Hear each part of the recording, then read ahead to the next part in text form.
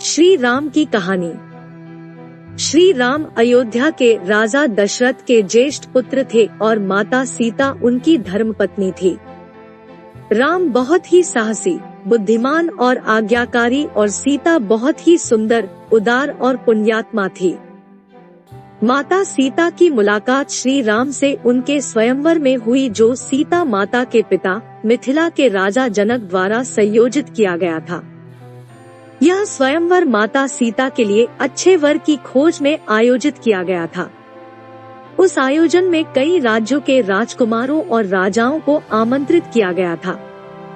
शर्त यह थी कि जो कोई भी शिव धनुष को उठाकर धनुष के तार को खींच सकेगा, उसी का विवाह सीता से होगा। सभी राजाओं ने कोशिश किया, परंतु वे धनुष को हिला भी ना सके। जब श्री राम की बारी आई तो श्री राम ने एक ही हाथ से धनुष उठा लिया और जैसे ही उसके तार को खींचने की कोशिश की, वह धनुष 2 टुकड़ों में टूट गया।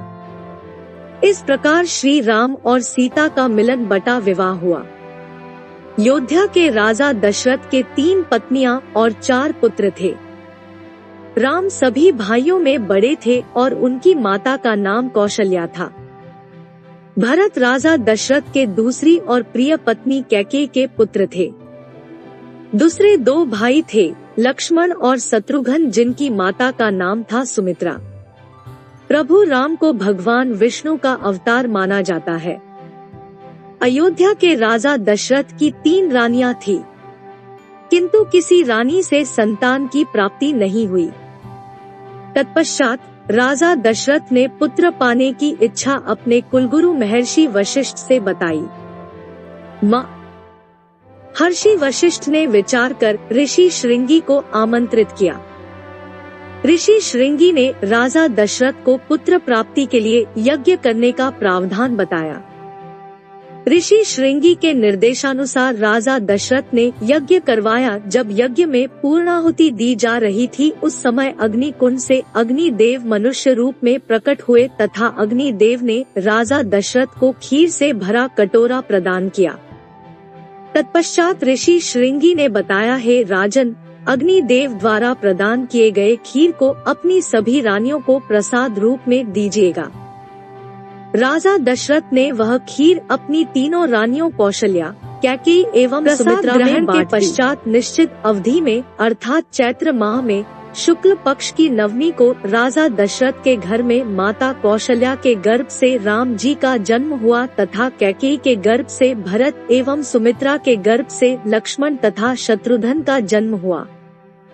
राजा दशरथ के घर में 4 राजकुमार एक साथ समान वातावरण में पलने लगे।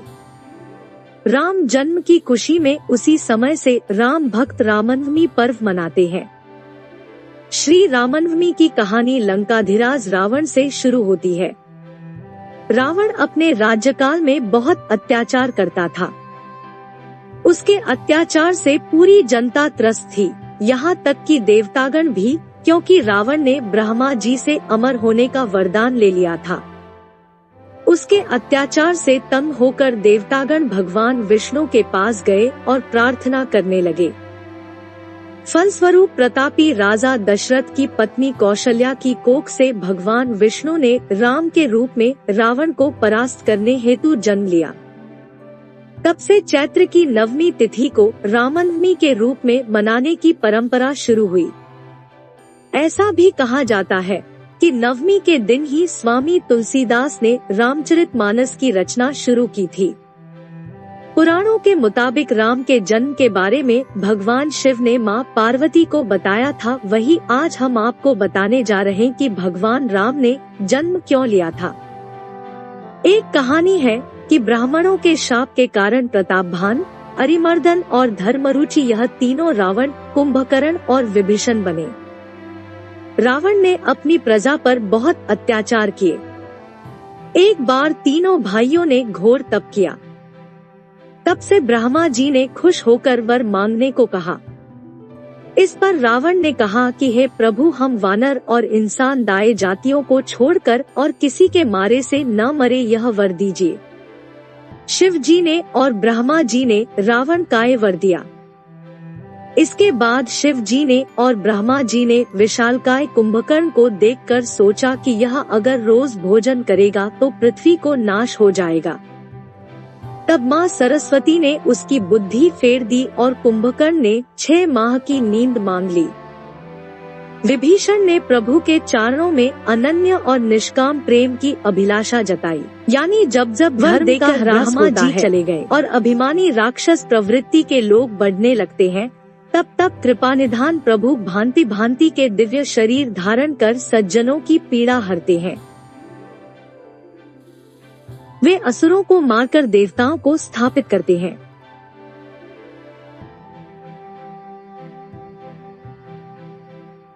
अपने वेदों की मर्यादा की रक्षा करते हैं। यही श्री राम जी के अवतार का सबसे बड़ा कारण है। जब राम को एक तरफ राज तिलक करने की तैयारी हो रही थी, तभी उसकी सौतेली माँ कैकेयी अपने पुत्र भरत को अयोध्या का राजा बनाने का षड्यंत्र रच रही थी। यह षड्यंत्र बूढ़ी मंथरा के द्वारा किया गया था। रानी कैकेयी ने एक बार राजा दशरथ की जीवन की रक्षा की थी। तब राजा दशरथ ने उन्हें कुछ भी मांगने के लिए पूछा था, पर कैकेयी ने कहा समय आने पर मैं मांग लूंगी। उसी वचन के बल पर कैकेयी ने राजा दशरथ से पुत्र भरत के लिए अयोध्या का सिंहासन और राम के लिए 14 वर्ष का वनवास मांगा। श्री राम तो आज्ञाकारी थे, इसलिए उन्होंने अपने सौतेली माँ कैकेयी की बातों को आशीर्वाद माना और माता सीता और प्रिय भाई लक्ष्मण के साथ 14 वर्ष का वनवास व्यतीत करने के लिए राज्य छोड़कर चले गए। इस असीम दुख को राजा दशरथ सह नहीं पाए और उनकी मृत्यु हो गई। कैकेयी के पुत्र भरत को जब यह बात पता चली तो उसने भी राज गद्दी लेने से इनकार कर दिया। राम, सीता और लक्ष्मण वनवास के लिए निकल पड़े। रास्ते में उन्होंने कई असुरों का संहार किया और कई पवित्र और अच्छे लोगों से भी वे मिले। वे वन चित्रकूट में एक कुटिया बनाकर रहने लगे। एक बार की बात है, लंका के असुर राजा रावण की छोटी बहन शूर्पणखा ने राम को देखा और वह मोहित हो गई। उसने राम को पाने की कोशिश की, पर राम ने उत्तर दिया, मैं तो विवाहित हूँ, मेरे भाई लक्ष्मण से पूछ के देखो। तब शूर्पणखा लक्ष्मण के पास जाकर विवाह का प्रस्ताव रखने लगी, पर लक्ष्मण ने साफ इनकार कर दिया। तब शूर्पणखा ने क्रोधित होकर माता सीता पर आक्रमण कर दिया।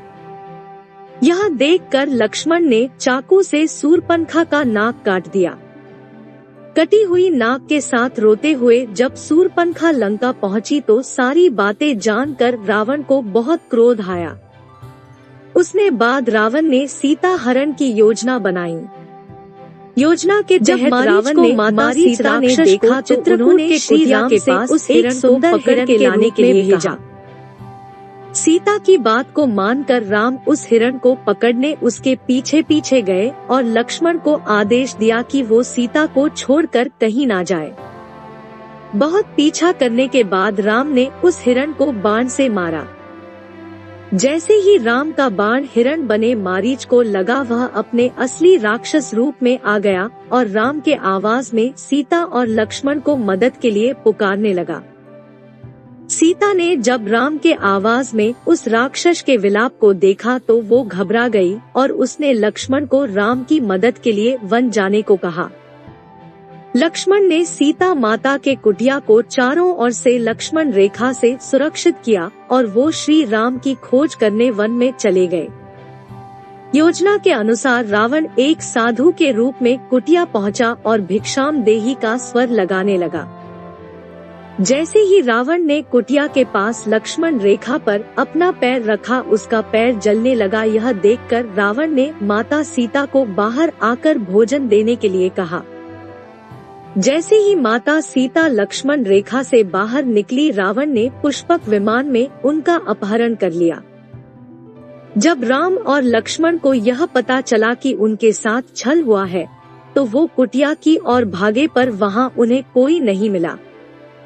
जब रावण सीता को पुष्पक विमान में लेकर जा रहा था, तब बूढ़े जटायु पक्षी ने रावण से सीता माता को छुड़ाने के लिए युद्ध किया, परंतु रावण ने जटायु का पंख काट डाला। जब राम और लक्ष्मण सीता को ढूंढते हुए जा रहे थे तो रास्ते में जटायु का शरीर पड़ा था और वो राम राम विलाप कर रहा था। जब राम और लक्ष्मण ने उनसे सीता के विषय में पूछा तो जटायु ने उन्हें बताया कि रावण माता सीता को उठा ले गया है और यह बताते बताते उसकी मृत्यु हो गई। हनुमान किष्किंधा के राजा सुग्रीव की वानर सेना के मंत्री थे। राम और हनुमान पहली बार ऋषिमुख पर्वत पर मिले जहां सुग्रीव और उनके साथी रहते थे। सुग्रीव के भाई बाली ने उससे उसका राज्य भी छीन लिया और उसकी पत्नी को भी बंदी बनाकर रखा था।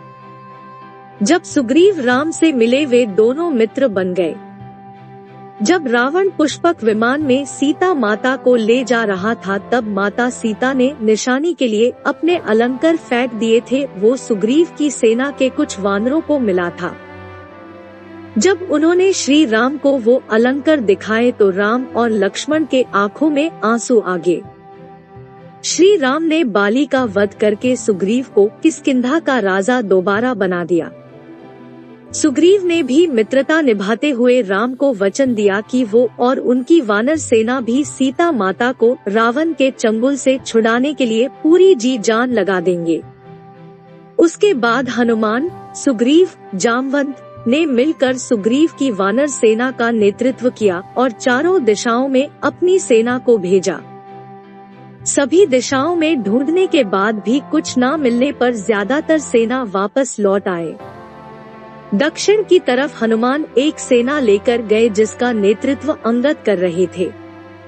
जब वे दक्षिण के समुद्र तट पर पहुँचे तो वे भी उदास होकर विंध्य पर्वत पर इसके विषय में बात कर रहे थे। वहीं कोने में एक बड़ा पक्षी बैठा था जिसका नाम था संपाति। संपत्ति वानरों को देखकर बहुत खुश हो गया और भगवान का शुक्रिया करने लगा इतना सारा भोजन देने के लिए। जब सभी वानरों को पता चला कि वह उन्हें खाने की कोशिश करने वाला था तो सभी उसकी घोर आलोचना करने लगे और महान पक्षी जटायु का नाम लेकर उसकी वीरता की कहानी सुनाने लगे।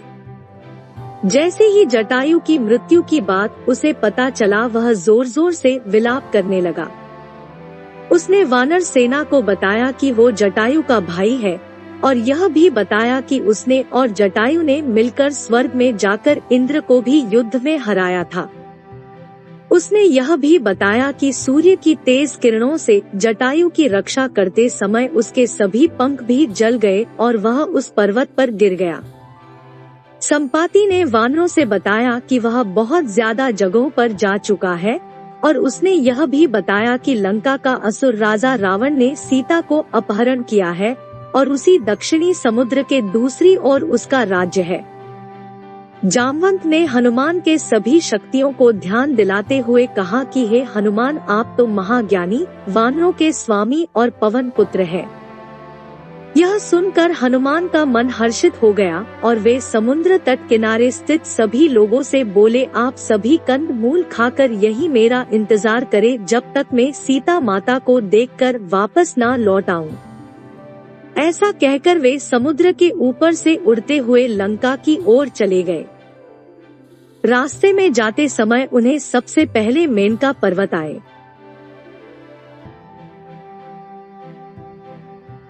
उन्होंने हनुमान जी से कुछ देर आराम करने के लिए कहा पर हनुमान ने उत्तर दिया, जब तक मैं श्री राम जी का कार्य पूर्ण न कर लूं मेरे जीवन में विश्राम की कोई जगह नहीं है।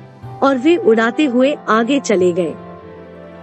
देवताओं ने हनुमान की परीक्षा लेने के लिए सांपों की माता सुरसा को भेजा।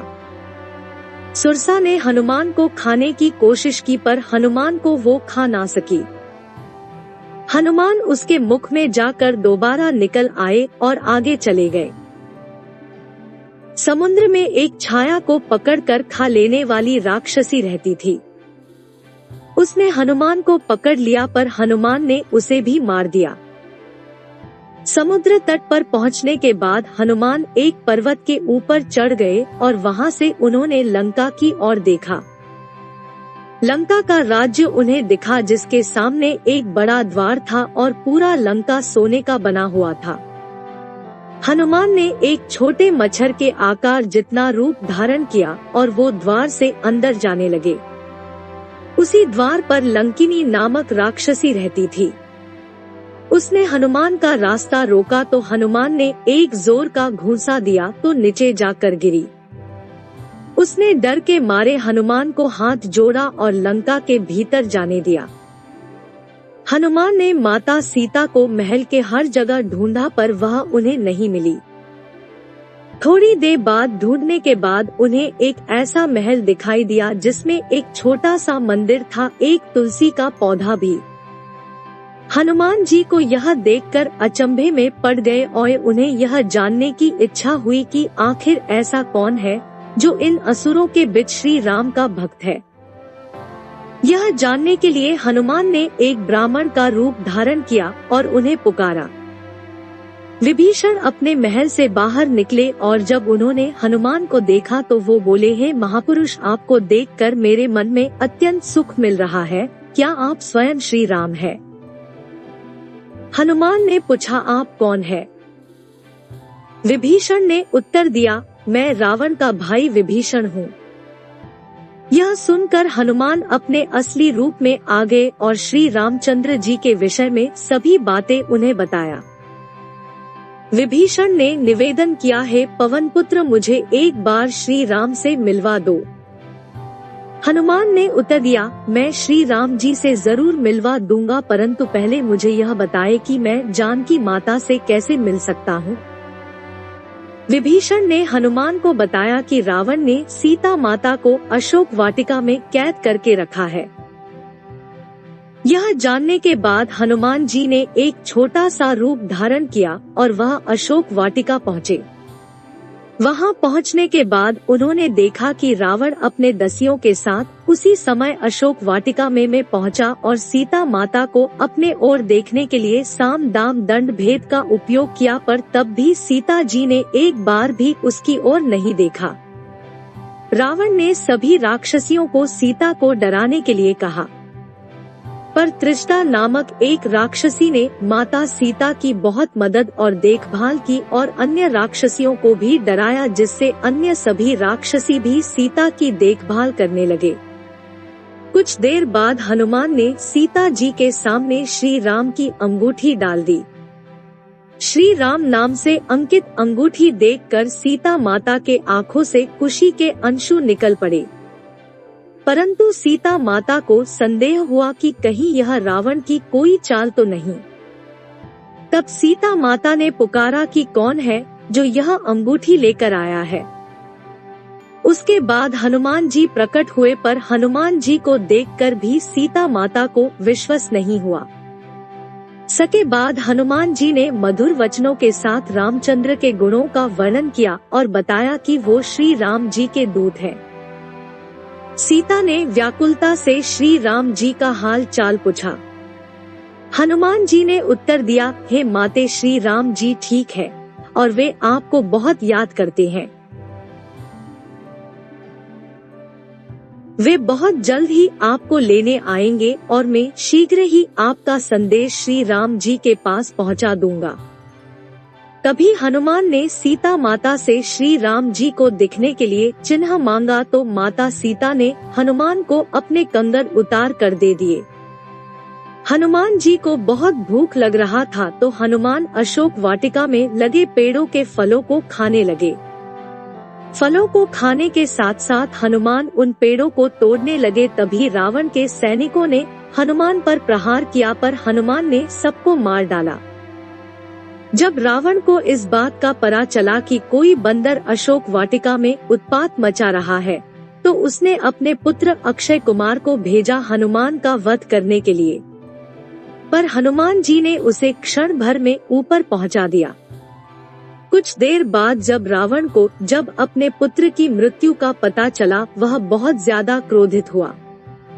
उसके बाद रावण ने अपने ज्येष्ठ पुत्र मेघनाद हनुमान के साथ मेघनाद का बहुत ज्यादा युद्ध हुआ, पर कुछ ना कर पाने के बाद मेघनाद ने ब्रह्मास्त्र चला दिया। ब्रह्मास्त्र का सम्मान करते हुए हनुमान स्वयं बंधक बन गए। हनुमान को रावण की सभा में लाया गया। रावण हनुमान को देखकर हंसा और फिर क्रोधित होकर उसने प्रश्न किया, रे वानर, तूने किस कारण अशोक वाटिका को तहस-नहस कर दिया? तूने किस कारण से मेरे सैनिकों और पुत्र का वध कर दिया? क्या तुझे अपने प्राण जाने का डर नहीं है? यह सुनकर हनुमान ने कहा, हे रावण, जिसने महान शिव धनुष को पल भर में तोड़ डाला, जिसने खर, दूषण, त्रिशिरा और बाली को मार गिराया, जिसकी प्रिय पत्नी का तुमने अपहरण किया, मैं उन्हीं का दूत हूँ। मुझे भूख लग रहा था इसलिए मैंने फल खाए और तुम्हारे राक्षसों ने मुझे खाने नहीं दिया, इसलिए मैंने उन्हें मार डाला। अभी भी समय है, सीता माता को श्री राम को सौंप दो और क्षमा मांग लो। रावण हनुमान की बात सुनकर हंसने लगा और बोला, रे दुष्ट, तेरी मृत्यु तेरे सिर पर है। ऐसा कहकर रावण ने अपने मंत्रियों को हनुमान को मार डालने का आदेश दिया। यह सुनकर सभी मंत्री हनुमान को मारने दौड़े। तभी विभीषण वहां आ पहुँचे और बोले, रुको, दूत को मारना सही नहीं होगा, यह नीति के विरुद्ध है। कोई और भयानक दंड देना चाहिए। सभी ने कहा, बंदर का पूंछ उसको सबसे प्यारा होता है, क्यों ना तेल में कपड़ा डुबाकर इसकी पूंछ में बंद कर आग लगा दिया जाए। हनुमान की पूंछ पर तेल वाला कपड़ा बंद कर आग लगा दिया गया। जैसे ही पूंछ में आग लगी, हनुमान जी बंधन मुक्त होकर एक छत से दूसरे में कूदते गए और पूरी सोने की लंका में आग लगा के समुद्र की ओर चले गए और वहां अपनी पूंछ पर लगी आग को बुझा दिया। वहां से सीधे हनुमान जी श्री राम के पास लौटे और वहां उन्होंने श्री राम को सीता माता के विषय में बताया और उनके कंगन भी दिखाए। सीता माता के निशानी को देखकर श्री राम भावुक हो गए। बस श्री राम और वानर सेना की चिंता का विषय था, कैसे पूरी सेना समुद्र के दूसरे ओर जा सकेंगे। श्री राम जी ने समुद्र से निवेदन किया कि वे रास्ता दे ताकि उनकी सेना समुद्र पार कर सके। परंतु कई बार कहने पर भी समुद्र ने उनकी बात नहीं मानी। तब राम ने लक्ष्मण से धनुष मांगा और अग्नि बाण को समुद्र पर साधा, जिससे कि पानी सूख जाए और वे आगे बढ़ सके। जैसे ही श्री राम ने ऐसा किया, समुद्र देव डरते हुए प्रकट हुए और श्री राम से माफी मांगी और कहा, हे नाथ, ऐसा ना करे, आपके इस बाण से मेरे में रहते वाले सभी मछलियां और जीवित प्राणी का अंत हो जाएगा। श्री राम ने कहा, हे समुद्र देव, हमें यह बताएं कि मेरी यह विशाल सेना इस समुद्र को कैसे पार कर सकते हैं।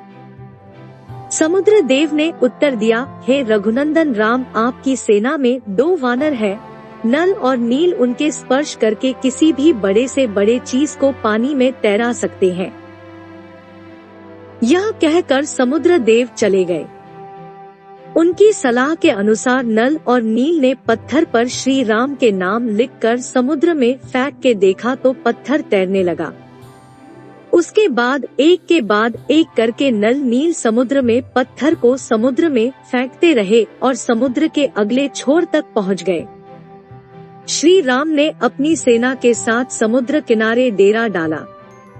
जब इस बात का पता रावण की पत्नी मंदोदरी को पता चला तो वो घबरा गई और उसने रावण को बहुत समझाया, पर वह नहीं समझा और सभा में चले गया।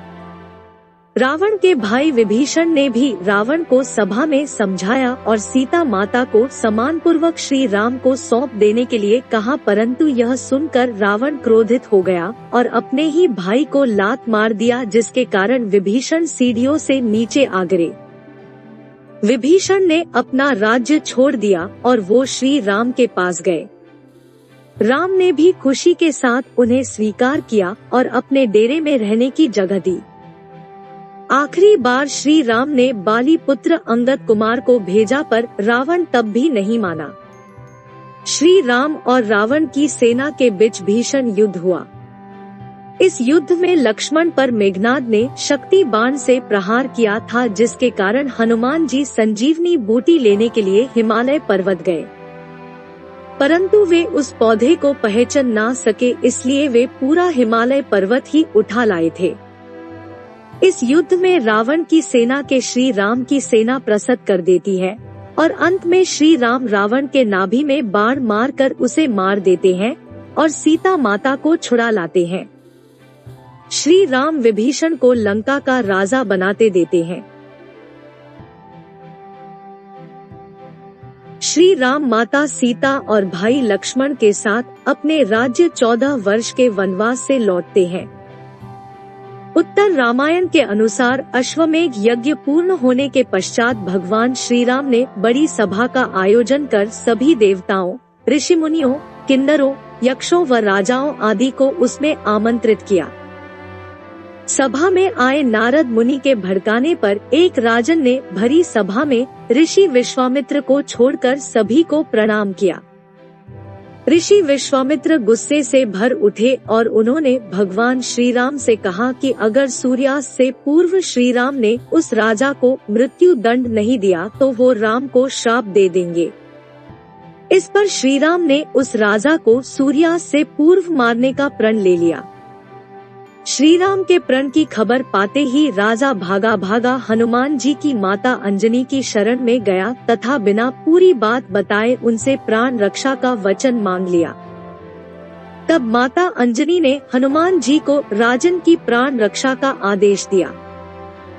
हनुमान जी ने श्री राम की शपथ लेकर कहा कि कोई भी राजन का बाल भी बांका नहीं कर पाएगा, परंतु जब राजन ने बताया कि भगवान श्री राम ने ही उसका वध करने का प्रण किया है तो हनुमान जी धर्म संकट में पड़ गए कि राजन के प्राण कैसे बचाएं और माता का दिया वचन कैसे पूरा करे तथा भगवान श्री राम को श्राप से कैसे बचाएं। धर्म संकट में फंस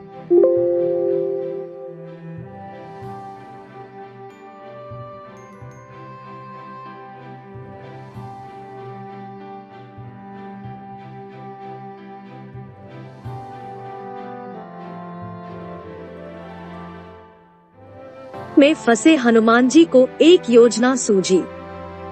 हनुमान जी ने राजन से सरयू नदी के तट पर जाकर राम नाम जपने के लिए कहा।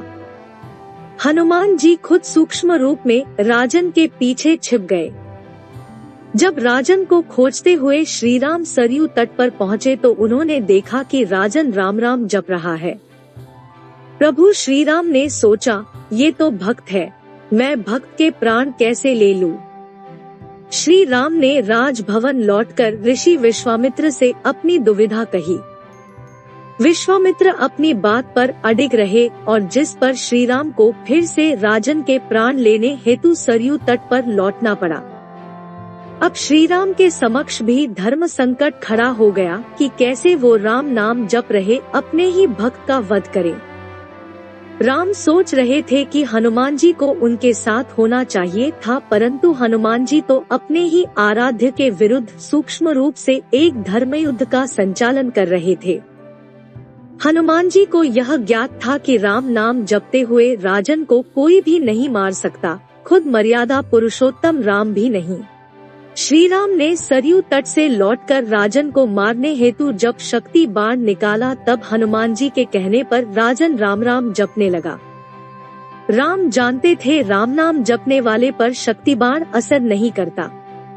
वो असहाय होकर राजभवन लौट गए। विश्वामित्र उन्हें लौटा देखकर श्राप देने को उतारू हो गए और राम को फिर सरयू तट पर जाना पड़ा। इस बार राजा हनुमान जी के इशारे पर जय जय सियाराम जय जय हनुमान गा रहा था। प्रभु श्री राम ने सोचा कि मेरे नाम के साथ साथ ये राजन शक्ति और भक्ति की जय बोल रहा है, ऐसे में कोई अस्त्र शस्त्र इसे मार नहीं सकता। इस संकट को देखकर श्री राम मूर्छित हो गए। तब ऋषि वशिष्ठ ने ऋषि विश्वामित्र को सलाह दी कि राम को इस तरह संकट में न डालें। उन्होंने कहा कि श्री राम चाह कर भी राम नाम जपने वाले को नहीं मार सकते, क्योंकि जो बल राम के नाम में है और खुद राम में नहीं है। संकट बढ़ता देखकर ऋषि विश्वामित्र ने राम को संभाला और अपने वचन से मुक्त कर दिया। मामला संभलते देखकर राजा के पीछे छिपे हनुमान वापस अपने रूप में आ गए और श्री राम के चरणों में आ गिरे। तब प्रभु श्री राम ने कहा कि हनुमान जी ने इस प्रसंग से सिद्ध कर दिया है कि भक्ति की शक्ति सदैव आराध्य की ताकत बनती है तथा सच्चा भक्त सदैव भगवान से भी बड़ा रहता है। इस प्रकार हनुमान जी ने राम नाम के सहारे श्री राम को भी हरा दिया। धन्य है राम नाम और धन्य धन्य है प्रभु श्री राम के भक्त हनुमान। वाल्मीकि रामायण के अनुसार अयोध्या का राजमहल त्यागने के बाद भगवान राम, माता सीता, अनुज लक्ष्मण संग सर्वप्रथम अयोध्या से कुछ दूर मनसा नदी के समीप पहुँचे। वहां से गोमती नदी पार कर वे इलाहाबाद के समीप वैश्रंगवेपुर गए, जो राजा गोह का क्षेत्र था, जहां उनकी भेंट केवट से हुई, जिसको उन्होंने गंगा पार करवाने को कहा था। वर्तमान में वैश्रंगवेपुर सिगरौरी के नाम से जाना जाता है, जो कि इलाहाबाद के समीप स्थित है। वहीं गंगा पार कर भगवान ने कुरई नामक स्थान में कुछ दिन विश्राम किया था। यहाँ एक छोटा मंदिर है जो उनके विश्राम स्थल के रूप में जाना जाता है। कुरई से आगे भगवान राम प्रयागराज के इलाहाबाद की ओर गए। इलाहाबाद स्थित बहुत से स्मारक उनके वहां व्यतीत किए दिनों के साक्ष्य है। इसमें वाल्मीकि आश्रम, मांडव्य आश्रम, भरतकूप आदि प्रमुख है। विद्वानों के अनुसार यही वह स्थान है जहां उनके अनुज भरत उन्हें मनाने के लिए आए थे और श्री राम के मना करने के बाद उनकी चरण पादुकाओं को राजसिंहासन पर रखकर अयोध्या नगरी का भार संभाला था, क्योंकि तब दशरथ भी स्वर्ग सिधार चुके थे। यहाँ से प्रस्थान कर भगवान सतना मध्य प्रदेश पहुँचे। यहाँ उन्होंने अत्रि ऋषि के आश्रम में कुछ समय व्यतीत किया। अत्रि ऋषि अपनी पत्नी माता अनुसुया के साथ निवास करते थे। अत्रि ऋषि, माता अनुसुया एवं उनके भक्त सभी वन के राक्षसों से काफी भयभीत रहते थे। श्री राम ने उनके भय को दूर करने के लिए सभी राक्षसों का वध कर दिया। अत्रि ऋषि से आज्ञा लेकर भगवान ने आगे पड़ने वाले दंडकारण्य छत्तीसगढ़ के वनों में अपनी कुटिया बनाई। यहाँ के जंगल काफी घने हैं और आज भी यहाँ भगवान राम के निवास के चिन्ह मिल जाते हैं। मान्यता ये भी है कि इस वन का एक विशाल हिस्सा भगवान राम के नाना एवं कुछ पर रावण के मित्र राक्षस वानसुर के राज्य में पड़ता था। यहाँ प्रभु ने लंबा समय बिताया एवं नजदीक के कई क्षेत्रों का भी भ्रमण भी किया। पन्ना, रायपुर, बस्तर, जगदलपुर में बने कई स्मारक स्थल इसके प्रतीक है। वहीं शहडोल, अमरकंटक के समीप स्थित सीता कुंड भी बहुत प्रसिद्ध है। यही पास में सीता बेंगरा एवं लक्ष्मण बेंगरा नामक 2 गुफाएं भी है। दंडकारण्य में कुछ वर्ष व्यतीत करने के बाद प्रभु गोदावरी नदी नासिक के समीप स्थित पंचवटी आ गए। कहते हैं यही लक्ष्मण ने रावण की बहन शूरपणखा की नाक काटी थी। इसके बाद यह स्थान नासिक के नाम से प्रसिद्ध हो गया। संस्कृत में नाक को नासिक कहते हैं, जबकि पंचवटी का नाम गोदावरी के तट पर लगाए गए 5 वृक्ष पीपल, बरगद, आंवला, बेल तथा अशोक के नाम पर पड़ा। मान्यता है कि ये सभी वृक्ष राम, सीता, लक्ष्मण ने लगाए थे। राम लक्ष्मण ने यही खरदूषण साथ युद्ध किया था। साथ ही मारीच वध भी इसी क्षेत्र में हुआ था। नासिक से लगभग 60 किलोमीटर दूर स्थित ताकड़े गांव के बारे में मान्यता है कि इसी स्थान के समीप भगवान की कुटिया थी, जहां से रावण ने माता सीता का हरण किया था। इसके पास ही जटायु एवं रावण के बीच युद्ध भी हुआ था एवं मृत्यु पूर्व जटायु ने यही राम को सीताहरण के बारे में बताया था। यह स्थान सर्वतीर्थ के नाम से प्रसिद्ध है।